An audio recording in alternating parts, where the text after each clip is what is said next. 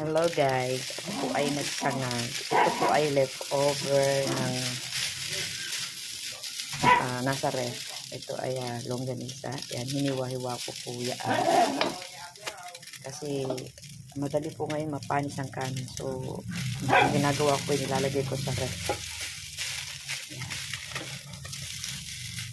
Sinangag po, fried rice. At syempre, lalagyan po natin ng asin.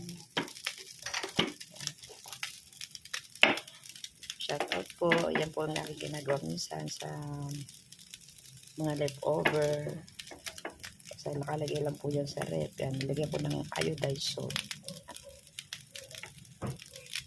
Yan, iodized. So, shout out naman po guys. Nakit lang ang ating fried rice with longganisa.